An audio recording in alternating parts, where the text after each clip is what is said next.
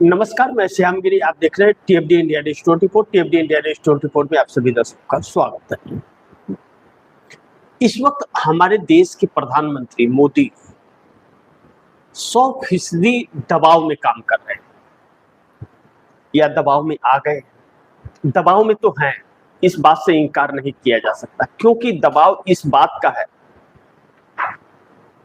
कि अब अमित शाह को बचाएं या सरकार को बचाएं। यह एक ऐसा प्रेशर मोदी के ऊपर बना है और राहुल गांधी ने ऐसे जाल में फंसा दिया है मोदी को कि अब उनके पास कुछ बचाने के लिए और बचने के लिए बचा नहीं है। बड़ी महत्वपूर्ण है कि जो मोदी अभी तक कह रहे थे कि एक अकेला सब पर भारी लड़ने निकला है शेर, वह शेर पिंजरे का शेर बन गया, वह सर्कस का शेर बन गया।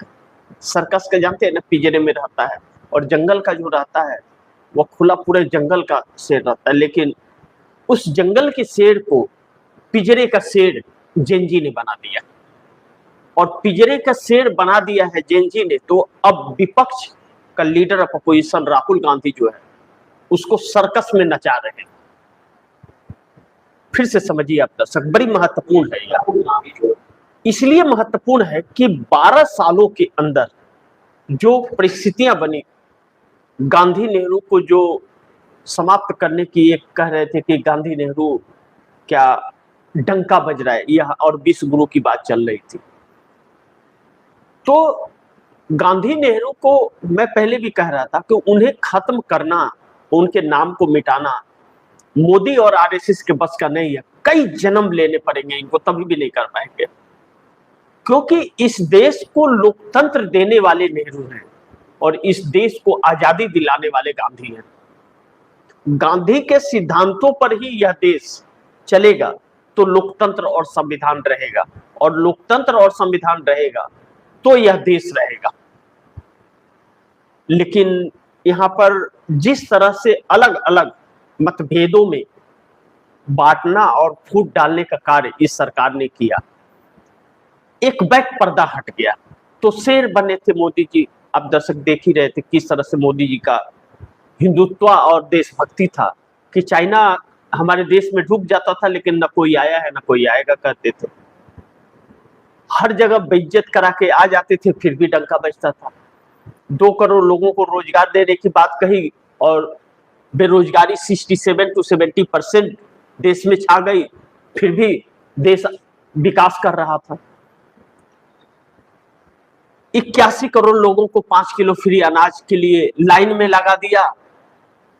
भूखमरी में 105 नंबर पर से 107 नंबर पर हमारा देश आ गया, 105 से 107 पर, फिर भी हमारा डंका बज रहा था। प्रति व्यक्ति आय में हम बांग्लादेश के नीचे आ गए, जिस बांग्लादेश को हमारे ही देश ने आजाद कराया था पाकिस्तान के 2 टुकड़े करके। प्रति व्यक्ति आय में बांग्लादेश हमसे आगे निकल गया, फिर भी हमारा डंका बज रहा था। फिर भी गोदी मीडिया पग घुंघरू बांध मीरा नाचेगी करते करते और क्या नाम है कि मास्टर स्ट्रोक बता रहा था। लेकिन जिस तरह लोगों को गुमराह किया जा रहा था, आखिर और शेर बने घूम रहे थे मोदी, आखिरकार इस देश के जेनजी ने उन्हें पिंजरे का शेर बना करके छोड़ दिया, पिंजरे में बंद कर दिया। और अब पिंजरे के शेर को क्या करते हैं, सर्कस में नचाया जाता है। और सर्कस में कौन नचाता है, सर्कस का जो हीरो होता है वह नचाता है। तो अब मोदी जी को और इस अमित शाह को राहुल गांधी नचा रहे हैं। अब एक बड़ी महत्वपूर्ण है कि राहुल गांधी ने जो उस जेनजी को जिसने शेर को पिंजरे में डाल दिया, उस जेनजी ने अपनी भूमिका निभा दी कि एक आदमखोर शेर को जंगल से पकड़ करके और पिंजरे में डाल दिया है। अब उसको हैंडल करना और उसी पिंजरे में रखना, हुआ निकल ना पाए, यह काम किसका है, उस सर्कस का हेड का। तो अब वह राहुल गांधी पूरे 20 जुलाई से लेकर के आज तक मोदी जी को पार्लियामेंट के अंदर नचा रहे हैं और वो पार्लियामेंट से भाग जा रहे हैं। अब ऐसे में परिस्थितियां यहां आकर के खड़ी हो गई है कि अमित शाह इतनी बुरी तरह से फंसे हैं और सरकार फंसी है कि इनके खुद के बचाव में आप दर्शक भी थोड़ा गौर कीजिए, और सोशल मीडिया हो या बाकी इनकी गोदी मीडिया हो, उसको थोड़ा खंगाल लीजिए 20 तारीख से और आज तक का, 20 तारीख से आज तक का टिल डेट का थोड़ा सा एक बार खंगाल लीजिए 10 मिनट में। आप देखिए कि कहीं भी अमित शाह के बचाव में मोदी या मोदी और शाह के बचाव में भारतीय जनता पार्टी का कोई ऐसा नेता चंगू मंगू से ऊपर उठ करके जिसका कुछ आधार हो, कोई भी एक इनके बचाव में बोला है? इतना विपक्ष हमलावर है, लेकिन किसी ने कुछ इनके बचाव में बोला? जरा इसका भी आकलन कर दीजिए कि क्या एनडीए गठबंधन की सरकार है, कई दलें इसमें शामिल हैं, क्या किसी भी एक शख्स ने, छोटे से छोटे गठबंधन के नेता ने मोदी और शाह के बचाव में कुछ बोला है? नहीं बोला है। जबकि इनका माई बाप आरएसएस ने भी पल्ला झाड़ लिया, कहा नहीं, उन बच्चों को एंटी नेशनल नहीं बोल सकते। मोदी जी को इंस्टाग्राम पर इस देश के प्रधानमंत्री को रील बना करके अगर इस देश की युवा पीढ़ी जो भविष्य है उनको कहते हैं कि मैं माफ करता हूं, अरे भाई, और वह जेनजी कहता है कि आपसे माफी किसने मांगी, किसको माफ कर रहे हो? माफी तो हमें आपसे चाहिए कि आप माफी मांगो। यह जो हालात और परिस्थितियां की है ना, जो एक खौफ, राहुल गांधी ने भारत जोड़ो यात्रा के बाद जो एक खौफ इनका था उसको खत्म करने की बात की कि डरो मत, यह शब्द इनको कांटे की तरह चुभ रहा है, क्योंकि इन्होंने एक खौफ पैदा किया था। जैसे गुंडा जो है किसी को मार कर, किसी को डरा धमका करके, उसकी सारी संपत्तियां लूट उठ करके उसको डरा कर रखता है कि उसके खिलाफ बोले ना, आवाज उठाए तो उसको फिर थप्पड़ आता है। तो वह डर खत्म हो गया। जब डर खत्म हो गया तो इस देश की 2 पीढ़ियां एक साथ इस सरकार पर, इस तानाशाह पर हावी हो गई, जेनजी और जेन अल्फा। 2 हिस्सों में बांट दीजिए कि सरकार को घुटने के बल लाने के लिए जेनजी है और जो ब्यूरोक्रेसी है उसको घुटने के बल लाने के लिए जेन अल्फा। बताइए, इस देश के उन छोटे बच्चों ने, जो भविष्य है, दूसरी पीढ़ी है हमारी, जो 8 साल से लेकर के और 15 साल और 14 साल के बीच के हैं, डीएम एसपी एसडीएम के मारे पसीने छुड़ा दिए हैं इन लोगों के दफ्तर में बैठ के। जो कोई हिम्मत नहीं, 60 साल और 70 साल का बुजुर्ग ने हिम्मत कर सकता, वो उस बच्चों ने हिम्मत कर दिया कि अब भी के अभी सही कराओ पहले, और किसी की हिम्मत नहीं है कि कुछ बोल दे, और जेनजी सड़क पर। तो इन 2 पीढ़ियों से यह सरकार डरी। विपक्ष ने अड़ गया कि विपक्ष की आपको जवाब देना पड़ेगा और जिम्मेदारी लेनी पड़ेगी। गैर जिम्मेदाराना सरकार इस देश में 12 साल से चल रही थी और सब मलाई खा रहे थे। इतनी लूट मचाई कि पूरे देश को कंगाल बना करके रख दिया। किसी को ये लाडली बहना है तो ये वो बहना है, वो बहना है, कर करके क्या नाम है कि सबको निकम्मा बना दिया, और दिया किसी को नहीं। 4 लोगों को दिया तो 100 लोगों को ठेंगा दिखा दिया, और भ्रष्टाचार चरम सीमा पर है। अब यहां से जब इनके बचाव में कोई नहीं आ रहा है, और पोल ट्रेकर का सर्वे ने जैसे जले में नमक छिड़कने का काम होता है या आग में और घी डालने का काम होता है, पोल ट्रेकर के सर्वे ने वह काम कर दिया। अब इससे दबाव, प्रेशर और मोदी के सामने आ गया कि वह अमित शाह को बचाने की कोशिश में सरकार गंवा देंगे। सरकार बचाने की कोशिश करते हैं तो अमित शाह बहुत बुरी तरह से फंस गए। तो पोल ट्रेकर के सर्वे ने जब 2 सर्वे किया, एक तो सरकार किसकी आएगी और किसकी जाएगी, और दूसरा पीएम की पहली पसंद कौन है। पीएम की पहली पसंद में और सरकार आने जाने दोनों सर्वे में बुरी तरह फंस गया। और दूसरी चीज की पोल ट्रेकर के सर्वे को गोदी मीडिया भी कुछ नहीं कर सकता। कुछ बोल नहीं सकता। क्यों नहीं बोल सकता कि गोदी मीडिया जब 450 दे रहा था इस सरकार को, तब पोल ट्रैकर ने कहा कि मोदी की सत्ता बहुमत की नहीं आएगी, उसके सर्वे में नहीं आए थे। और पोल ट्रैकर का कोई सर्वे गलत नहीं हुआ है, बाकी सारे गोदी मीडिया उल्टा पुल्टा हो गया। 450 जो रहे थे कि कहां से और कितनी सीटें। अब आप दर्शक सोचिए कि राजस्थान के अंदर 25 लोकसभा की सीटें हैं, 27 सीटें दे रहा था गोदी मीडिया। उत्तराखंड में 5 लोकसभा की सीटें हैं, 7 सीटें दे रहा था गोदी मीडिया। ऑन रिकॉर्ड है, या सारे प्रूफ है सबके पास। तो 450 पूरा दे रहा था। अब पोल ट्रैकर कहता है कि इस देश के अंदर पीएम को लेकर जब सर्वे हुआ कि पीएम का पसंद कौन है, तो नरेंद्र मोदी को मात्र 36% लोग कहते हैं कि नरेंद्र मोदी, और 58% लोग जब कहते हैं कि राहुल गांधी, तो 22% का फासला एक साथ हो जाता है। 2, 4, 5, 7%, 10% रहे तो बात समझ में आता है कि चलो हो सकता है कि मेकअप हो जाए, मुद्दा ठंडा हो जाए तो, लेकिन मुद्दा भी गर्म है और फासला भी बहुत काफी है, 22% का फासला। तो पप्पू ने तो पूरे कुनबे को पप्पा बना दिया, ऐसा पप्पू बनाया कि अब पिंजरे के अंदर आ गए। तो आप सच पर पर्दा डाल सकते हैं, और जब पर्दा हटता है तो फिर निखरता है। तो राहुल गांधी को पप्पू बनाने के चक्कर में खुद पप्पू और गंवार बन गए, और नेहरू और गांधी को खत्म करने का जो इनका नेचर था, नेहरू गांधी फिर युवा और जय नल्फा के तौर पर आ गए। फिर हर जगह वही चीजें होने लगी।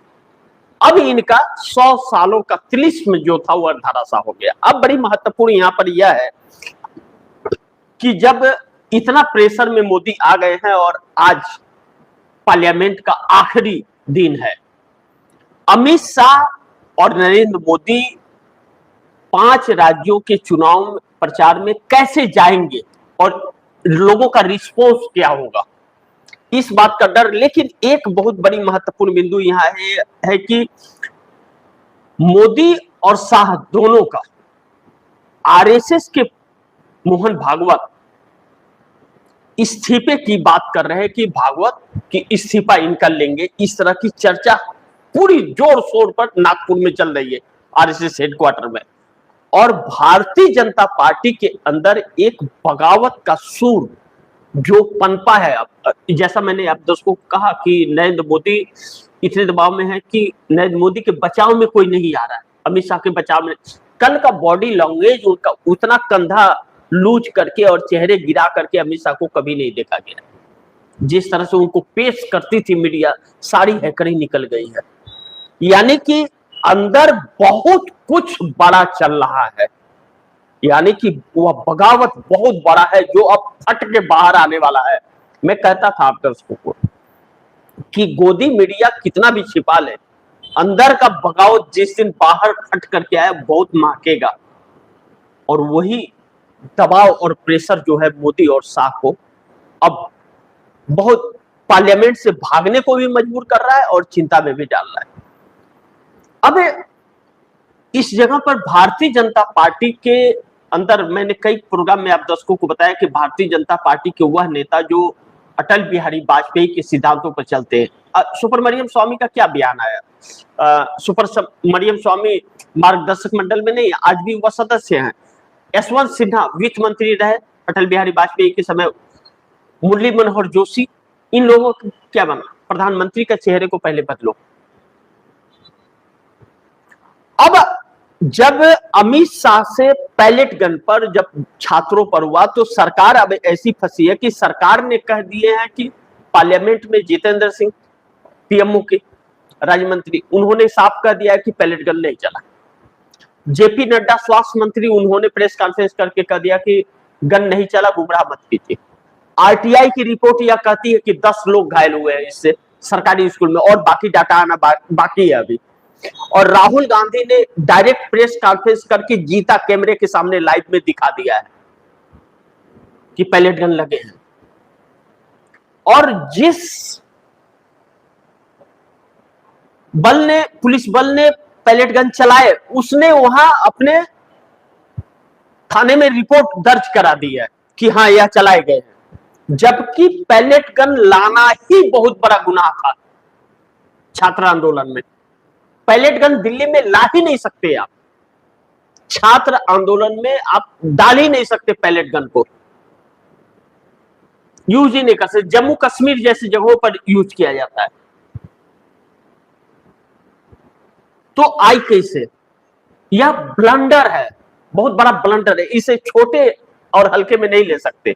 इनकी आरटीआई रिपोर्ट यह कहती है, जीता जागता सबूत है। सरकारी अस्पताल में भर्ती हुए, प्राइवेट की बात ही नहीं हो रही है। उस पुलिस बल का वहां पर एंट्री है कि हाँ पैलेट गन यहां यूज किया गया, तो अब तो इस्तीफा देना पड़ेगा। तब तो सरकार ने पता नहीं क्या क्या देश से छिपाया है। अरुणाचल कब्जा करता जा रहा है चाइना, और वहां से वीडियो रिलीज हो रहा है कि कुछ दिन बाद हम लोगों को चाइना में देखा जाएगा। कब्जा कर रहा है चाइना, और कब से यह बात चल रही है, और हमारे देश का प्रधानमंत्री और रक्षा मंत्री कहता है कि न कोई आया न कोई आएगा। विदेश मंत्री कहता है कि वो हमसे जीडीपी में बहुत ज्यादा है, हम उससे टक्कर नहीं ले पाएंगे। तो क्या पूरा भारत गुलाम बना देंगे? यह तो इन लोगों की नीयत है, कर्म है। तो अब इनके ऊपर दबाव जो इस तरह से राहुल गांधी ने ऐसे हालात पैदा कर दिए, और राहुल गांधी के नजदीक युवा आते जा रहा है, नजदीक युवा आ रहा है और मोदी से बहुत दूर जा रहा है। तो यह पसंद, जो पहली पसंद पीएम का हो रहा है, उसमें भी फासला हो रहा है। और यह सब कुछ जब इलाहाबाद के अंदर जो प्रयागराज अब हो गया, नाम बदलने में तो यह माहिर है ही, सिर्फ नाम ही बदल सकते, बाकी कुछ कर नहीं सकते। वहां पर जब यह हुआ कि नए पीएम आ रहे हैं कि कुर्सी खाली करो, 1975 का याद दिलाता है, जब जयप्रकाश नारायण ने पटना गांधी मैदान बिहार से ऐलान किया था इंदिरा गांधी के खिलाफ, और कहा था कुर्सी खाली करो कि जनता आई है। इंदिरा गांधी की सत्ता चली गई थी। उत्तर प्रदेश से ही प्रधानमंत्री के कुर्सी का रास्ता होकर के जाता है, और वही आवाज लगा रहा है। तो कितना दबाव में होंगे जब एनडीए गठबंधन के सहयोगी भी इनके बचाव में नहीं है, भाजपा के लोग भी बचाव में इनमें नहीं है। चंगू मंगू को छोड़कर निशिकांत दुबे, चाहे किरण रिजिजू, चाहे अनुराग ठाकुर, कंगना रनौत, ऐसे लोगों को छोड़ करके बाकी कौन है ऐसा जो गंभीर अपनी प्रतिष्ठा रखता है? क्या राजनाथ सिंह ने कुछ बचाव में कहा? क्या नितिन गडकरी ने कहा? क्या कुछ ऐसे गंभीर राजनेता ने कहा? नहीं कहा। वह कह रहे हैं जिनके मुंह से गोमूत्र निकलता है, वही बस बचाव में है। तो ऐसे में अब आज का पार्लियामेंट सेशन बहुत महत्वपूर्ण है। आज 11 बजे जब पार्लियामेंट शुरू होगा, तब यह देखना बड़ी महत्वपूर्ण होगा कि आज बहुत बड़ा टर्निंग पॉइंट इस देश की राजनीति की होने जा रही है। अगर स्टेटमेंट अमित शाह ने नहीं दिया तो फिर सरकार गिरने का कारण बन जाएगा। जैसा मैंने कहा कि मोदी अब अमित शाह को बचाए या फिर सरकार, तो फिर अमित शाह के चक्कर में सरकार चली जाएगी। राहुल गांधी ने लीडर ऑफ अपोजिशन की भूमिका वह निभाई है कि जो मोदी के 25 साल के कैरियर को धराशायी कर दिया, जो दूसरों के अंदर खौफ पैदा कर रहे थे, राहुल गांधी ने ऐसा जाल फेंका कि आज वह खुद खौफ में जी रहे हैं। बाकी आप दर्शकों की क्या राय है, क्या सुझाव है, कमेंट बॉक्स में जरूर दीजिएगा। इस खबर को ज्यादा से ज्यादा शेयर कीजिएगा, अपने दोस्तों को भी कहिएगा आगे शेयर करें, और आपने टीएमडी इंडिया न्यूज़ 24 को सब्सक्राइब नहीं किया, सब्सक्राइब कर लीजिए, अपने दोस्तों को भी कहिएगा सब्सक्राइब करें। मिलते हैं अगली खबर के साथ, तब तक के लिए नमस्कार।